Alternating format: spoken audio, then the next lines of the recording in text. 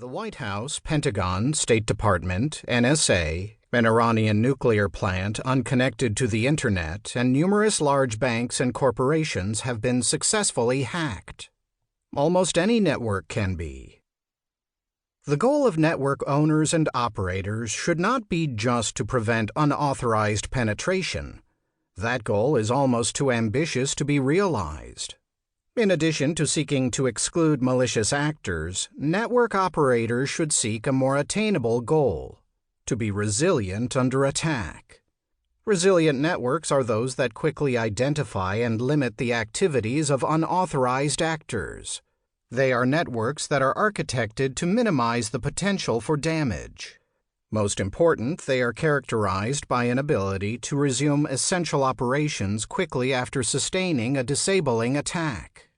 As cyber threats become more persistent, more sophisticated, and more pernicious, we must take a proactive approach to achieving this digital resilience.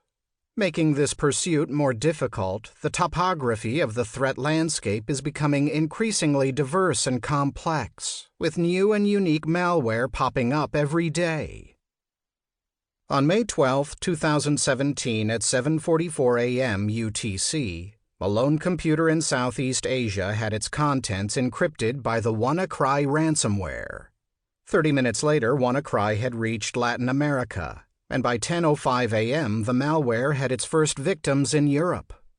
Within a single day, it had infected over 230,000 computers globally, but was stopped in its tracks 2 days later by a cybersecurity researcher who discovered a kill switch in the WannaCry code.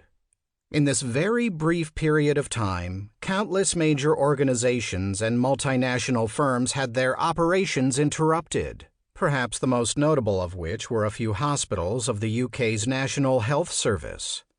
They were forced to turn away patients as their MRI machines and other equipment were rendered inoperable, thus showing the world a mechanism whereby computer code may indirectly lead to the deaths of innocent civilians. WannaCry could have been far worse had it not been for the kill switch that was hidden away in the code, and the cybersecurity community is already bracing for the next iteration of a similar ransomware that doesn't include one. This particular attack was indiscriminate in that it infected any device that was vulnerable. However, large firms with valuable information are now being increasingly targeted with advanced attacks that are tailored to their unique systems. Refer to Chapter 1 for the Target cyber attack circa 2013. These attacks, although less pervasive, are much more effective and invite a more comprehensive approach to cybersecurity. Companies need to be resilient and adapt because at some point they will have to recover from one. It is not a question of if, but when. The fundamental truth that C-suite executives must acknowledge in today's digital ecosystem is that no company, no organization, and no network is impenetrable. We must view our efforts toward engineering networks with the assumption that, to some extent, they will get in and attempt to acquire what they want. It's up to the cybersecurity professionals to allow this assumption to inform their network design and shape subsequent decisions about what cybersecurity tools are eventually implemented.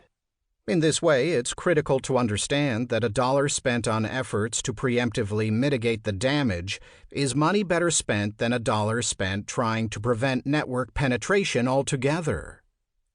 Companies often focus far too much on prevention rather than, for instance, malware containment or implementing robust means of data recovery. I believe much of these misguided efforts can be attributed to a lack of cybersecurity understanding in the boardroom. Even today, after numerous high-profile attacks have received extensive news coverage, one would think that the issue is sufficiently salient for every firm to take concrete steps toward protecting itself. Yet it seems that many board members of major companies are painfully unaware of the importance of securing their networks, or of the risks and costs, both tangible and intangible, that are realized after a cyber attack.